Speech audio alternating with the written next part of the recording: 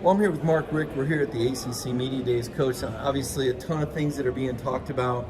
A lot of people asking about the college football playoff. You're someone who's coached in the SEC and the ACC. We're hearing the Big Ten saying everybody should play 9 conference games. Your thoughts on that? Yeah, I don't know if that's the right answer or not. I know if you look at the Week 1 schedule of this season alone, some great matchups between Power 5 teams that are non-conference games that probably don't exist. If everybody goes to 9 games, it'd be a lot less likely to play an LSU if you're Clemson or vice versa. And so I'd be a little bit concerned about what it would do, diminish the rest of the regular season. But you know, the other thing that has to come into play is the strength of schedule. Do you have enough strength of schedule to get into the playoff as an at-large bid if you don't win the league? If you don't play 9 conference games, I think if you play solid teams outside of your conference, the strength of schedule could be a strong enough to get in. Yeah, no doubt. You look at Miami playing Notre Dame in the opener. That's a big win for Miami that would help them out. And, you know, speaking of Miami, Carson Beck is there now. You know, Georgia quarterback. You and Carson, the guys that went from Georgia to Miami, right?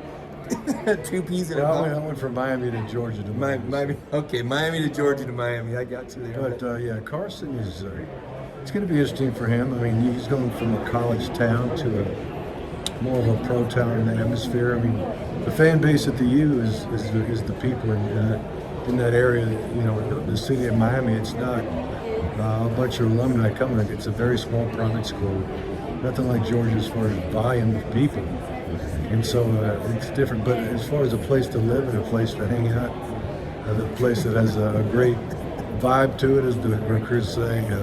I think he's going to enjoy Miami, maybe too much. Yeah, pretty good supporting cast around him. He's got a chance there. Yeah, the offensive line at Miami is outstanding, maybe the best of the country. Really, and of course, you know, Mario is an offensive lineman. He's a player. He's got a guy coaching those guys that do it, and they do a great job of recruiting, developing, and he's going to be protected very well. Yeah, you know, Carson said that the offenses he ran at Georgia for Todd Monken and Mike Bobo really prepared him for the pro-style offense they're going to run down there. A lot of freedom. You know, Mike Bobo's the guy that gets talked about a lot. Offensive coordinators, I mean, what a thankless job to be the play caller. You know that. You were there. You said it. If you're the play caller, you're going to catch out. That's part of the job.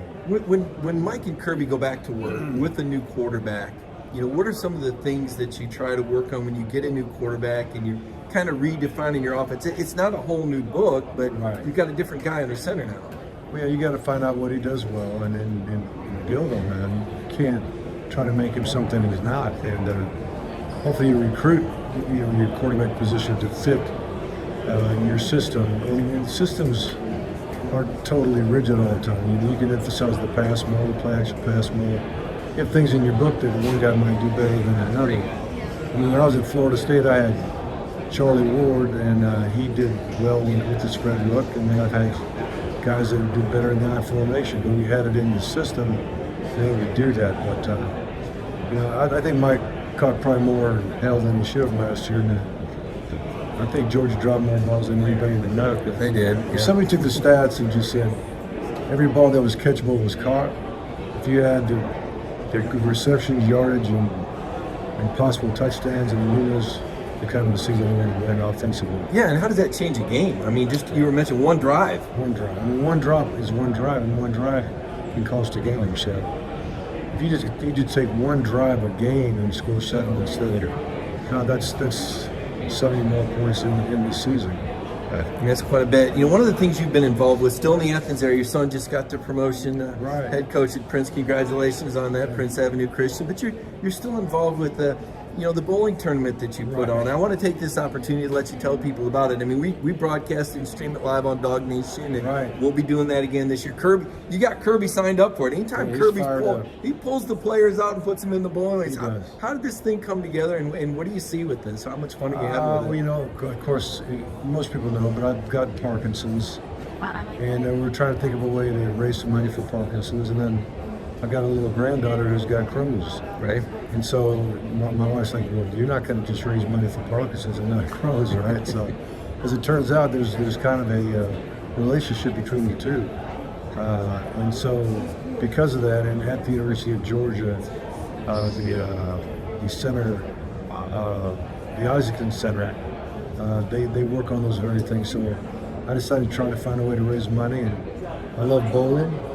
And I figured instead of, doing the golf tournament, let's do a bowling tournament. You don't have to worry about the rain. That's right. There's 32 lanes instead of 16 or 18 holes, and we just charge X amount of dollars per lane. And the whole key is having the Georgia Bulldogs as the celebrity bowlers, which Kirby provides. Yeah. And those kids do.